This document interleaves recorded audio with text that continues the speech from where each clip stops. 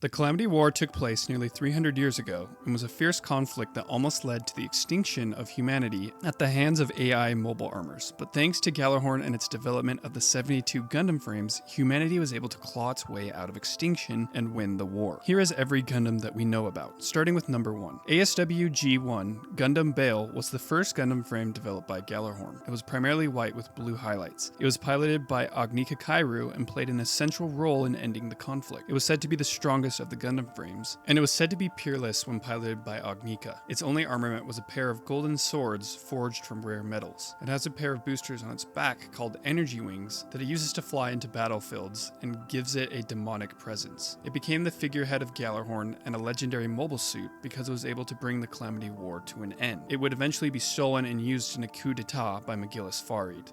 ASW G4 Gundam Gamagen was owned by the Falk family, a member of the Seven Stars of Gjallarhorn. It performed very well, hence its status as a member of the Seven Stars. It's thickly armored and looks somewhat like a green samurai. Gamagen has some interesting weaponry, like a revolver axe that uses small Dainsleifs at point-blank range. It also comes equipped with a 110mm 6-barreled Gatling gun that can be mounted on a subarm, and currently it is stored away by the Falk family. The next Gundam is ASW G8 Gundam Barbatos. Barbatos was discovered in the Martian desert by Maruba and the CGS. It is not known what happened to the original pilot, but in current day, Mikazuki August pilots the Barbatos. It's a very agile and maneuverable suit, typically used for close quarters combat, and uses melee weapons like a mace, longsword, and its own hands. It would eventually have the tail blade from a Hajmal mobile armor transplanted that can be controlled through the Alea Vignana, but will occasionally use long-range weaponry like a smoothbore rifle or arm-mounted autocannons. It goes through many different forms throughout the events of Iron-Blooded Orphans, like all the forms of just Barbatos, until being rehauled twice into Barbatos Lupus and Barbatos Lupus Rex. It was shown to be a very strong mobile suit when piloted by Mikazuki. By the end of the series, the Barbatos had so many upgrades and augmentations and was so in tune with its pilot that it was nearly unbeatable, taking on mobile armors and armies of mobile suits. But eventually it'd be taken out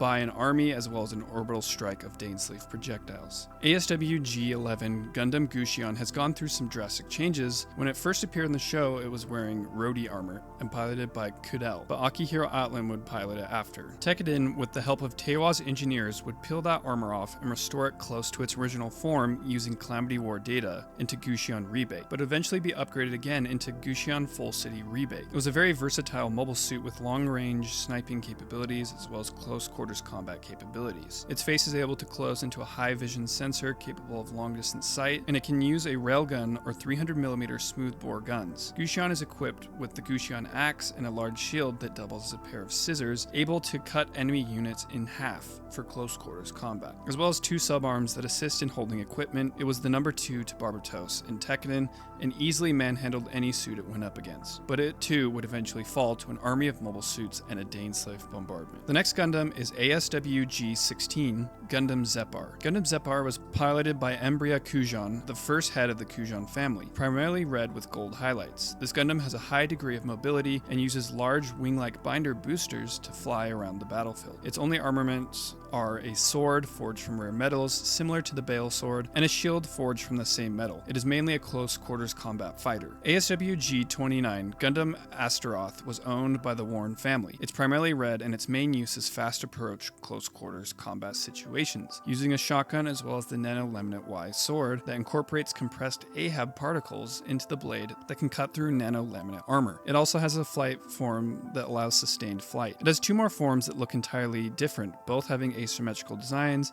being made up from parts and pieces of random mobile suits, but using an oversized foldable blade taller in length than the Gundam itself. The Rinashimento form has a subarm that assists with holding weapons and has a weapon called the Bastard Chopper that integrates an explosive Dainsleif launcher. It was piloted by Argy Mirage, with Volko Warren as the mechanic, trying to restore the Gundam to its original Calamity War glory. It was one of the only Gundam frames to use a neural connection instead of the Alea Vignana. The next Gundam is ASW G32 Gundam Asmodee. Gundam Asmodee is green with neon highlights. There's no operational data as it went missing after the Calamity War, but 300 years later, it would be found in the debris zone in the Ariadne network. Asmodee is a rare case of of a Calamity War Gundam retaining its original form. It is primarily a close-quarters combat fighter. Asmodee's main weapon is the Grand Tonfa, on each arm that can rotate 180 degrees and be used as pile drivers that can penetrate enemy armor thanks to explosive charges or be used to defend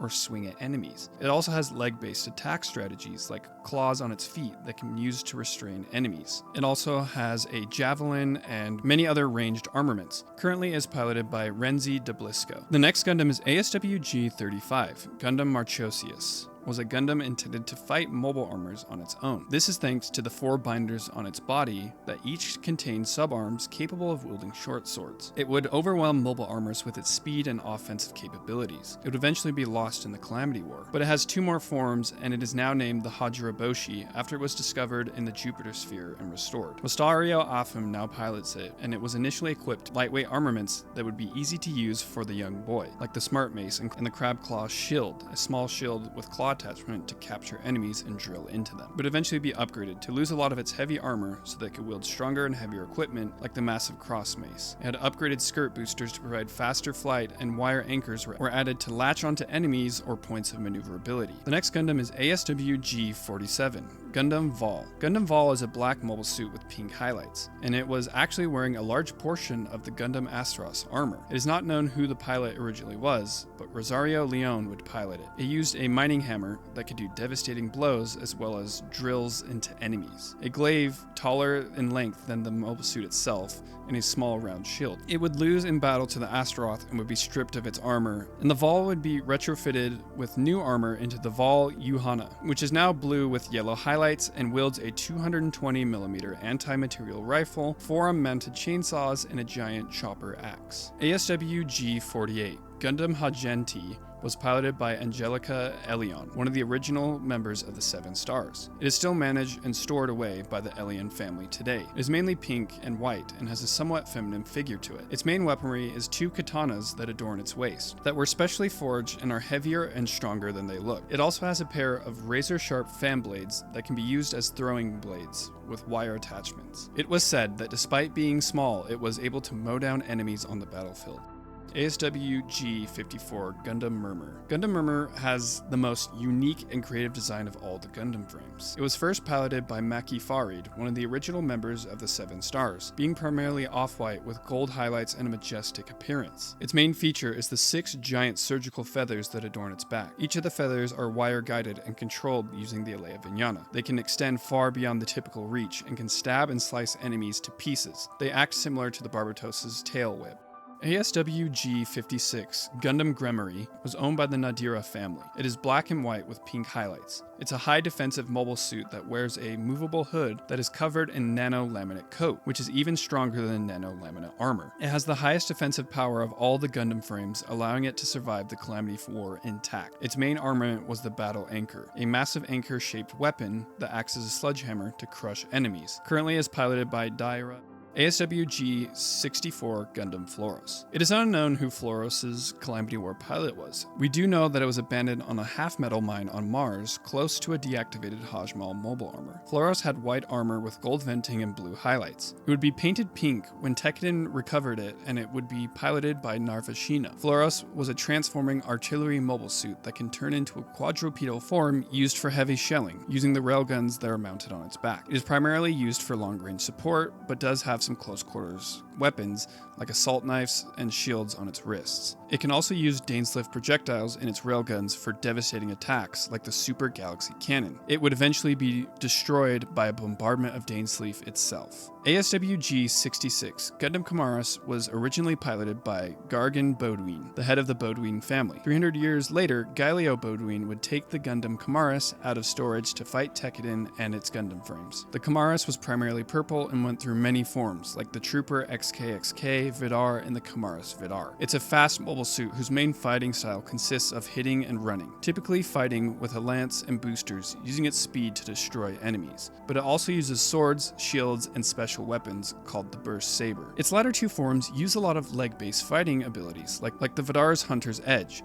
blades stored in the feet, or the drills stored in the Kamaras Vidar's knees. Kamaras Vidar is the closest to the original Calamity War appearance. Kamaras is an all-out offensive suit. This suit was also the first and the last to be equipped with the Alea Vignana Type E system. It was also able to fight off McGillis and the Bael to a tie. And finally, the last Gundam. ASW G71 Gundam Dantalion was owned and operated by the Zalmfort family, and though it was one of the last Gundams produced and deployed during the Calamity War, it was able to perform extremely well against mobile armors. It used data from all the previous Gundam frames and was developed to be an all-in-one fighter capable of anything on the battlefield, thanks to its many armors and booster configurations, being able to have high mobility, strength, and defense, or all in one with its perfect Cal form. Its main weapon is the bayonet rifle. It is primarily white and has a skeletal appearance, and in present day, Zadal Zalmfort pilots this Gundam. So that has been a short overview of every Gundam in Iron-Blooded Orphans. If you want a longer, more detailed explanation of each Gundam, I have longer form videos for most of the Gundams on this list. But if you've enjoyed this video, be sure to like, comment, and subscribe, and I'll see you in the next video. Peace.